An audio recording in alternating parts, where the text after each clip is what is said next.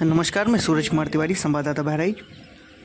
आज 19 फरवरी 2025 दिन बुधवार को देवीपाटन मंडल के पीआरडी जवानों के 15 दिवसीय आवासीय पुनर्प्रशिक्षण के अंतिम दिन मंडलीय प्रशिक्षण केंद्र मरौचा विकासखंड तेजवापुर में पीआरडी स्वयंसेवकों की पासिंग परेड आयोजित की गई, जिसमें बतौर मुख्य अतिथि जनपद बहराइच के पुलिस अधीक्षक श्री रामनयन सिंह रहे। मुख्य अतिथि का स्वागत जिला युवा कल्याण अधिकारी श्रावस्ती प्रदीप कुमार त्रिपाठी ने पुष्प गुच्छ देकर किया। विशिष्ट अतिथि के रूप में पुलिस क्षेत्र अधिकारी मिहीपुरवा श्री हीरालाल कनौजिया एवं जिला युवा कल्याण एवं प्रादेशिक विकास दल अधिकारी श्रावस्ती प्रदीप कुमार त्रिपाठी मौजूद रहे। परेड को 6 टुकड़ियों में बांटा गया था, जिनका प्रदर्शन सराहनीय रहा और मुख्य अतिथि को मान प्रणाम प्रदान किया। मुख्य अतिथि महोदय ने परेड में मनोबल बढ़ाते हुए कहा कि महानिदेशालय का यह सराहनीय कदम है कि जो आप प्रारंभिक प्रशिक्षण 22 दिन में सीखते हैं, उसको समय समय पर प्रशिक्षण के माध्यम से सीखते रहने से पीआरडी जवानों का मनोबल बढ़ेगा और पूरे उत्साह से ड्यूटी करेंगे। साथ ही जनपद में ड्यूटी बढ़ाने हेतु आवश्यक कार्रवाई करने के लिए कहा। एसपी महोदय ने यह भी कहा कि पुलिस विभाग के साथ कंधे से कंधा मिलाकर ड्यूटी करने वाले पीआरडी जवानों के साथ अब पुलिस विभाग भी पूरा सहयोग करेगा। साथ ही आवश्यकता अनुसार अगले प्रशिक्षण से अपने स्तर से प्रशिक्षक उपलब्ध कराने के साथ अच्छी वर्दी धारण करने के लिए उत्साहित किया। 15 दिवसीय समापन समारोह में आज आयोजित परेड में इस पूरे कार्यक्रम का नेतृत्व कर रहे इस मंडल के विभिन्न जनपदीय पदाधिकारी, परेड कमांडर, साथ ही इस परेड में अपनी छोटे से प्रयास से पीआरडी के उत्साह और मनोबल को प्रदर्शित करने वाले हमारे जवान पत्रकार साथियों, सफलता उसको मिलती है जो कदम से कदम बढ़ता है। जो चींटी दीवार पर चढ़ती है वो बार बार गिरती तो जरूर है, लेकिन वो दीवार की ऊंचाई को जरूर प्राप्त करता है। हमने परेड का निरीक्षण किया। जैसे एक पिता अपने छोटे से बच्चे को जो लड़खड़ाता हुआ चलता है, उसमें भी अपने भविष्य को तलाश करता है, उसी तरह हमारे जवानों की इस परेड में हमारे अंदर इस जनपद में, इस मंडल में एक बड़े अदम्य साहस और अनुशासित बल के पीआरडी को उभरने का एक आशा और विश्वास जगा रहे। साथियों, अभी विगत में पुलिस लाइन में आयोजित परेड में पीआरडी के जवानों ने बहुत उत्साह का प्रदर्शन किया और अत्यंत अनुशासित रूप से पूरे जनपद के सामने सम्मानित परेड में अपना योगदान किया और हमें गौरवान्वित किया। मुझे एहसास था कि पहली बार परेड में हम सम्मिलित करने जा रहे हैं, तो पीआरडी के जवानों के द्वारा किया गया कार्य हमारी प्रतिष्ठा का प्रश्न है। हम बड़े प्रसन्न हुए कि हमारी आशा के मुताबिक और हमारे संकल्प के मुताबिक पीआरडी के जवानों ने अत्यंत उत्कृष्ट प्रदर्शन किया और पुलिस बल के साथ जो पहले से विभिन्न प्रशिक्षण के माध्यम से अभ्यस्त है, उनके साथ बराबर का योगदान किया।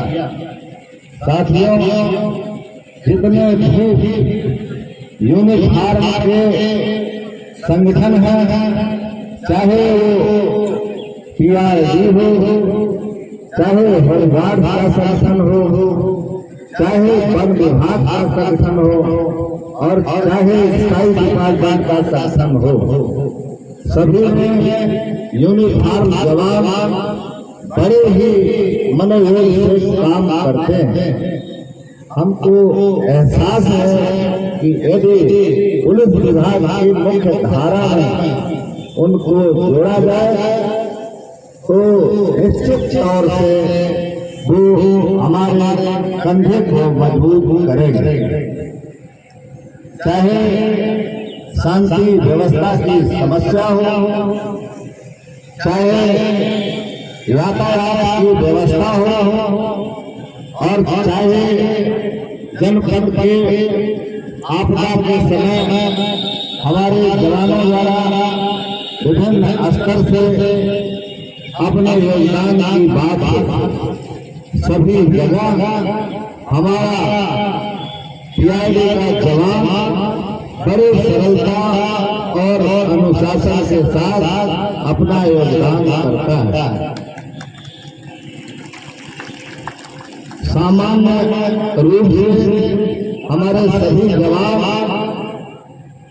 इस जनपद के और मंडल के विभिन्न जनपदों के ग्रामीण क्षेत्र में निवास करते हैं। सामान्य दिनों में कोई आपका किसान है या कारीगर है या रोजगार के माध्यम से अपनी जीविका का निर्वाह करते हैं, लेकिन जब जनपद में आवाहन किया जाता है, विभिन्न आवश्यकताओं में उनकी आवश्यकता पड़ती है, तो ऐसे समय सभी लोग अपने अपने घरों से निकल करके हमारा एक किसान, हमारा एक कारीगर जवान बन जाता है और लाल बहादुर शास्त्री जो हमारे देश के पूर्व प्रधानमंत्री थे, उनके इस नारे को सफल करता है, जय जवान और जय किसान। हमको बहुत प्रसन्नता है और हमने आपके विकास के लिए, आपके शारीरिक प्रशिक्षण के लिए, आपके विभिन्न प्रकार से सामान्य नियम कानून की जानकारी के प्रशिक्षण के लिए अपने मन में योजना बना रखी है। आप देखेंगे कि आगे आने वाले समय में आप पुलिस विभाग के साथ मूल धारा में जुड़ करके हमारा न केवल साहस और हमारी शक्ति को बढ़ाएंगे, अपितु इस जनपद में, इस मंडल में विभिन्न रूप से पहाड़ की तरह खड़े होकर के कानून व्यवस्था और शांति व्यवस्था को स्थापित करने में योगदान देंगे। साथियों, हम अपने चरित्र और अपनी सत्यनिष्ठा और अपने परिश्रम के बदौलत अपना सम्मान और स्थान सुनिश्चित कर सकते हैं। आपको पता है कि ये भगवान राम की धरती है। भगवान राम लंका जाते समय एक भी पीआईडी का जवान उनके साथ यहाँ से नहीं गया, एक भी होमगार्ड का जवान नहीं गया, एक भी अयोध्या की सेना का एक भी सैनिक नहीं गया, लेकिन अपने संगठन के कौशल से, अपने प्रेम से और अपने दिशा निर्देश से लंका पर 18 कदम बंदरों की सेना के साथ वहां पर लंका पर विजय प्राप्त की और आज हम लोग उनका गुणगान करते हैं। नेताजी सुभाष चंद्र बोस इस देश की आजादी में उनके योगदान को हम आप भुला नहीं सकते। आजाद हिंद फौज के गठन में भी इसी तरह से सामान्य व्यक्ति को जोड़ करके अंग्रेजों के विरुद्ध उन्होंने सफलता लड़ाई लड़ी। साथियों, हम अपने मनोबल से अपना युद्ध जीतते हैं।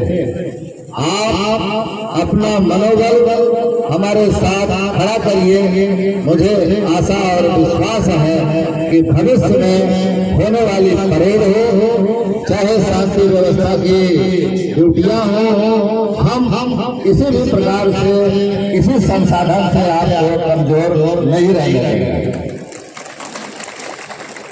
और हर प्रकार से पुलिस विभाग आपको अपना साथी मानते हुए आपके साथ हर प्रकार से खड़ा रहेगा। हम आपको विश्वास दिलाते हैं कि आप जब यहाँ से घरों में जाएंगे वापस, तो हम पुलिस विभाग का मनोबल आपके साथ यहाँ से भेज रहे हैं और आप गांव में भी जब जाएंगे तो आप इतने बड़े विभाग का, इतने बड़े पुलिस बल का, इतने बड़े जनपदीय प्रशासन का और पूरे प्रदेश के जो सरकार है उसका अपने आप को अंग समझे और उसके अनुरूप अपने आचरण को और अपने व्यवहार को आदर्श स्थिति में ले जाए। जब सामान्य एक मजदूर अपने परिवार का पालन पोषण अपने परिश्रम से, अपने मजदूरी से, अपने निष्ठा से कर सकता है, तो यूनिफॉर्म पहन करके हम आप ईमानदारी से अपना जीवन क्यों नहीं चला सकते, अपने राष्ट्र में योगदान क्यों नहीं कर सकते। आपके बीच आप लोगों ने मुझे बुलाया, मैं अत्यंत गौरवान्वित महसूस करता हूँ और आपको विश्वास दिलाता हूँ कि जहाँ भी आपको मेरी आवश्यकता पड़ेगी, जहाँ भी पुलिस की आवश्यकता पड़ेगी, हम आपके साथ, आपके जहाँ बुलाएंगे हम वहीं खड़े मिलेंगे। ये पूरा जनपद का प्रशासन आप के साथ है, आप जनपदीय पुलिस प्रशासन के अंग हैं और मैं चाहता हूं कि ऐसी अनुभूति आपके मन में जगे और ऐसा आत्मविश्वास हम आपके अंदर डालने में सफल हो, तो ये हमारे लिए प्रसन्नता की बात होगी और पुलिस विभाग गौरवान्वित महसूस करेगा। आपने ये प्रशिक्षण कुशलतापूर्वक पूर्ण किया। भविष्य में जब भी आपके प्रशिक्षण की जब भी आवश्यकता महसूस करेंगे तो आपके प्रशिक्षण को हम आज से आप अपने ऊपर जिम्मेदारी लेते हैं और पुलिस लाइन से जो ट्रेंड प्रशिक्षक हैं वो आपको प्रशिक्षण देंगे, आपको शारीरिक प्रशिक्षण देंगे, आपको नियम कानून के प्रशिक्षण दिया जाएगा और जिससे कि आप में गुणवत्ता में वृद्धि हो। यूनिफॉर्म की जहाँ तक बात है, मैं एक ही शब्द कहूंगा कि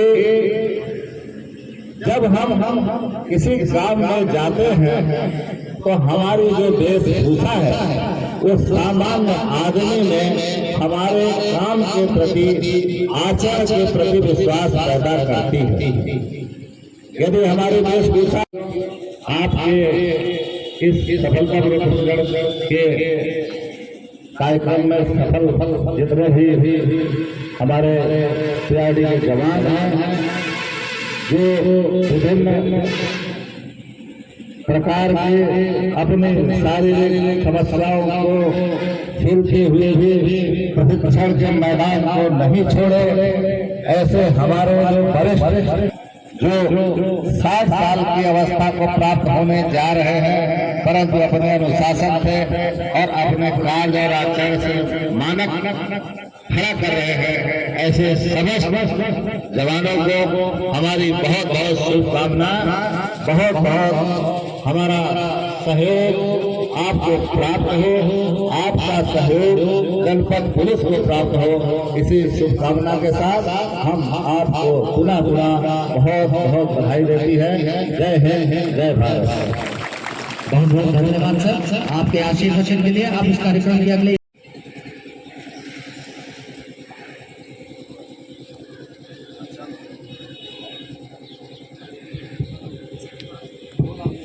जैसा कि परंपरा रहती है, सभी टोलियों ने अच्छा प्रदर्शन किया है, लेकिन प्रथम द्वितीय तृतीय स्थान प्राप्त टोलियों के लिए परेड कमांडर यहाँ उपस्थित रहेंगे। बाकी हेलो